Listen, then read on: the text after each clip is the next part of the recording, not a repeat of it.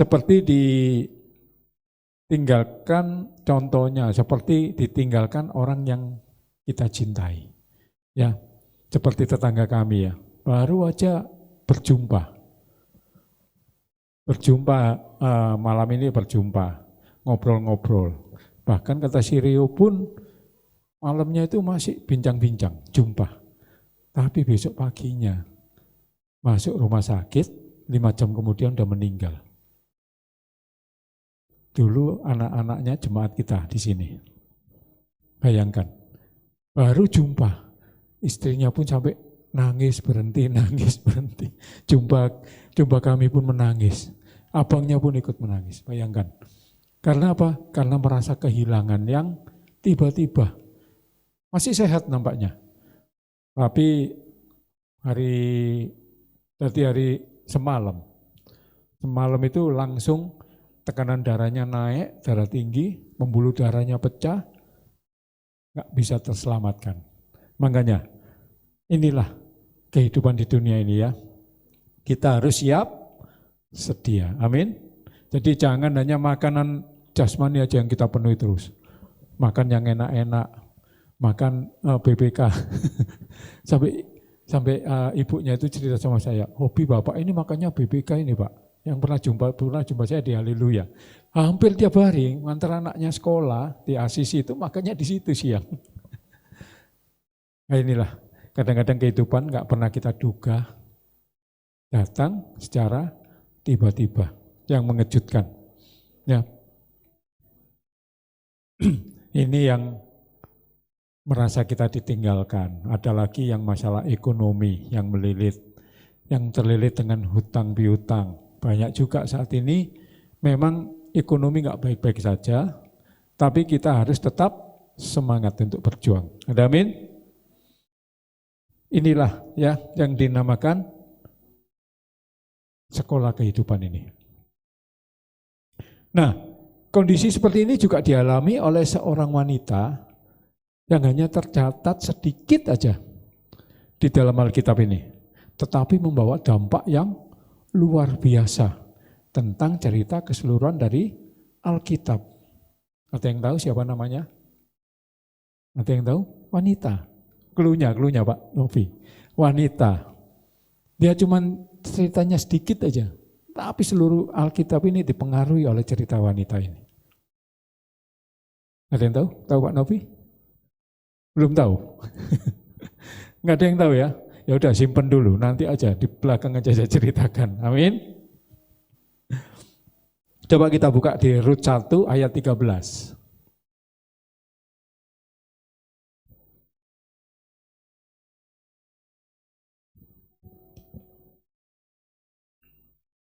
Kita baca dengan suara keras yuk. 3, 2, 1. Ya, masakah kamu menanti sampai mereka dewasa?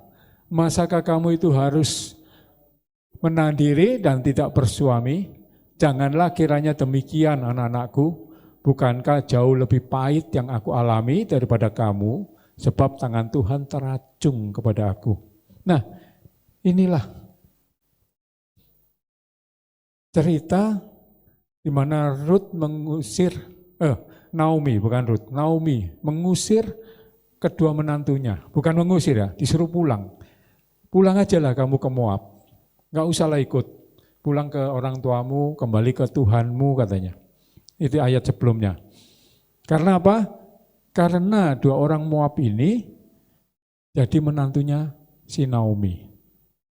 Tetapi selama 10 tahun Naomi di negeri Moab ini karena dilanda kekeringan hebat atau kelaparan hebat di Yerusalem, maka Naomi pindah ke Moab.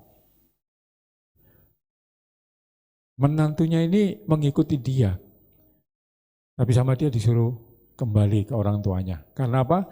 Karena kedua putra dari Naomi ini meninggal dunia.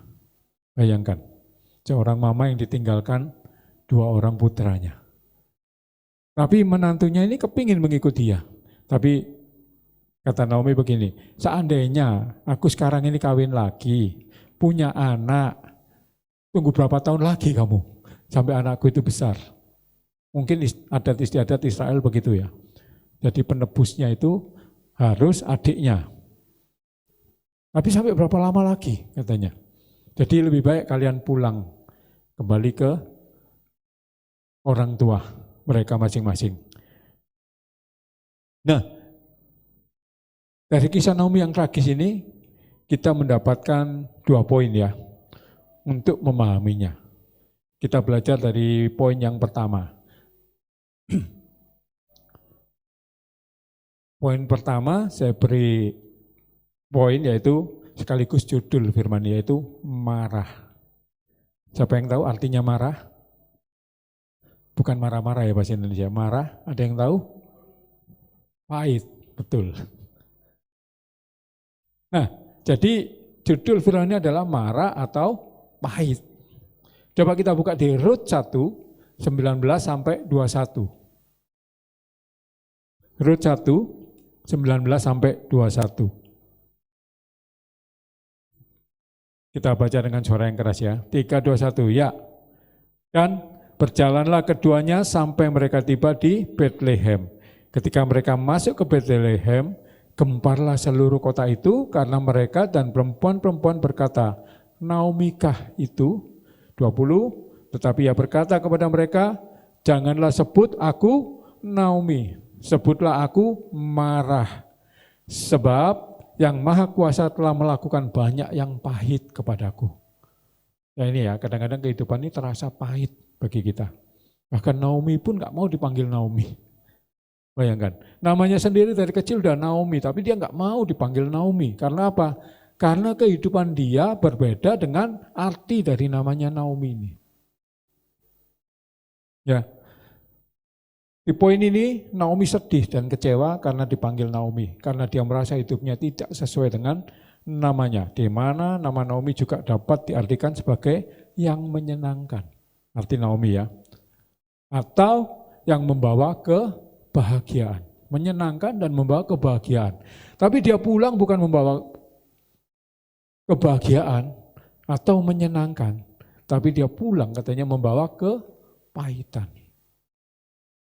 Nah, dalam kitab Rut ini kita menemukan kisah seorang perempuan bernama Naomi yang mengalami kehilangan besar dalam hidupnya. Ya, suaminya yang bernama Elimelek meninggal dan kedua anaknya Mahlon dan Kilion juga meninggal dunia. Jadi kalau ini Mahlon dan Kilion, suaminya Rut itu siapa? Ada yang tahu? Yang baca firman pasti tahu. Suami dari Rut itu siapa? Kan cuma 2 aja nih pilihan. Mahlon atau Kilion. Ada yang tahu?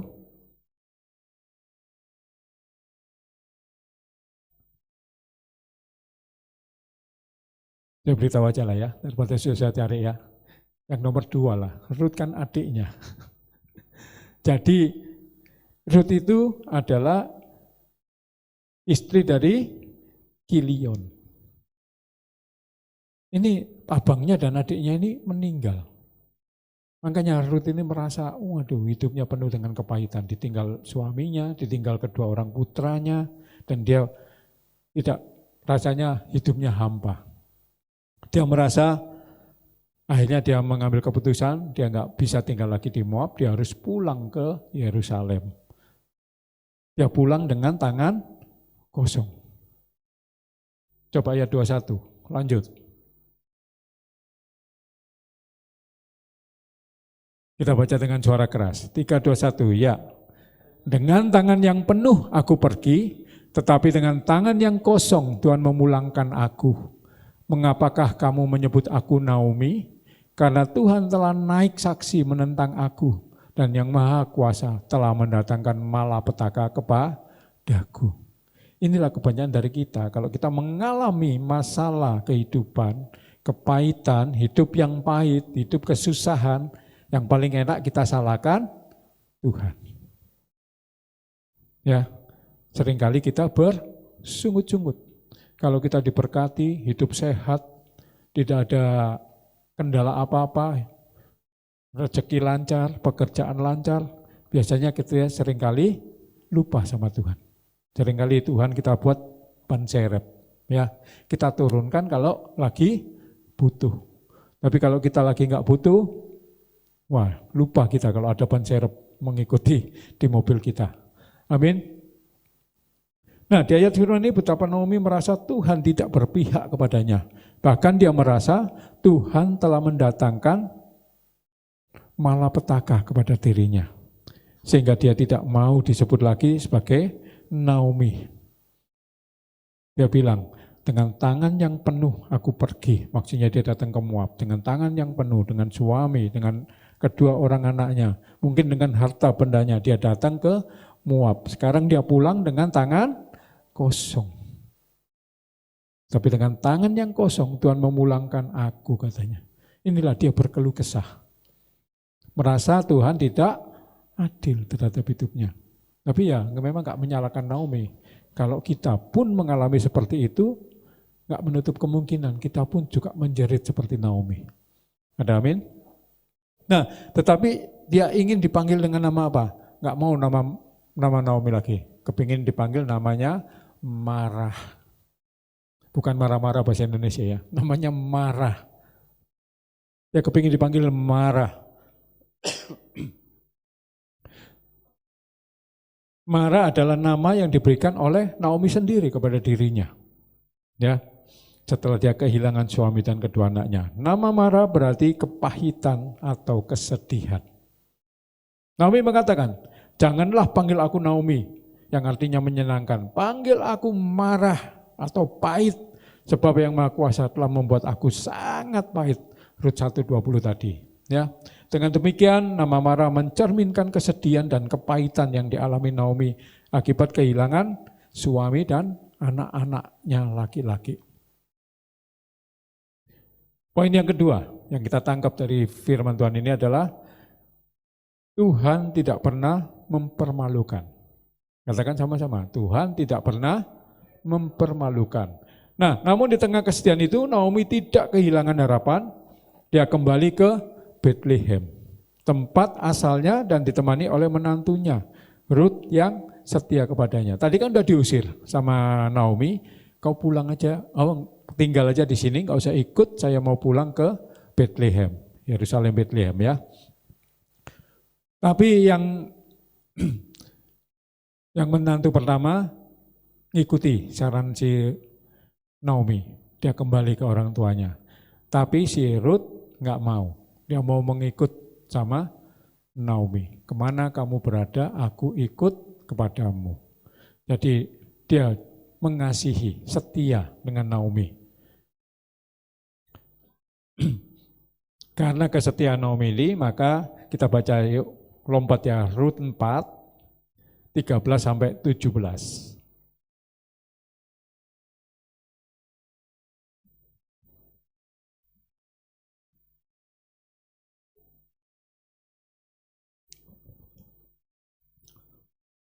Kita baca dengan suara keras ya. 3, 2, 1, ya. Lalu Boas mengambil Rut dan perempuan itu menjadi istrinya. Dan dihampirilah dia, maka atas karunia Tuhan, perempuan itu mengandung lalu melahirkan seorang anak laki-laki. 14, sebab itu perempuan-perempuan berkata kepada Naomi, terpujilah Tuhan yang telah rela menolong engkau pada hari ini dengan seorang penebus. Termasyurlah kiranya nama anak itu di Israel. 15, dan dialah yang akan menyegarkan jiwamu dan memelihara engkau pada waktu rambutmu telah putih. Sebab menantumu yang mengasihi engkau telah melahirkannya perempuan yang lebih berharga bagimu dari 7 anak laki-laki. 16, dan Naomi mengambil anak itu serta meletakkannya pada pangkuannya dan dialah yang mengasuhnya. Dan tetangga-tetangga perempuan memberi nama kepada anak itu, katanya, pada Naomi telah lahir seorang anak laki-laki. Lalu mereka menyebut namanya Obed. Dialah ayah Isai, ayah Daud. Jadi dari Naomi inilah garis keturunan ini dianggap ya. Dari Naomi inilah garis keturunan Tuhan Yesus itu sampai Tuhan Yesus ya. Jadi Naomi sedikit aja di Rut ini aja dipakai namanya, tapi berdampak bagi seluruh cerita Alkitab sampai Tuhan Yesus datang. Garis keturunannya, kedua perempuan ini, Naomi dan Rut, tercatat di kitab kehidupan. Amin.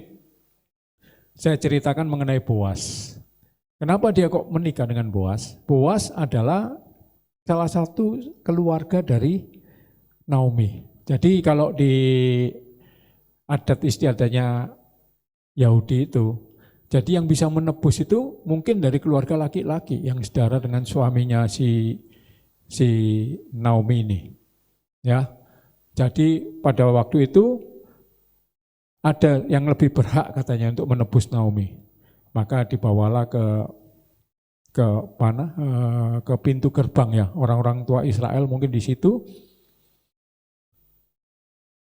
Dia disuruh menebus Naomi untuk menjadi istrinya, tapi orang itu enggak mau. Maka tandanya apa supaya orang itu enggak mau? Kasutnya diberikan, satu kalau enggak salah. Diberikan kepada Boas. Maka Boaslah yang berhak meneruskan atau menebus si Rut ini untuk menjadi istrinya. Nah itu ceritanya. Jadi maka Boas walaupun udah tua, bukan dia kepingin Rut, tapi memang dialah yang berhak untuk menebus si Rut ini.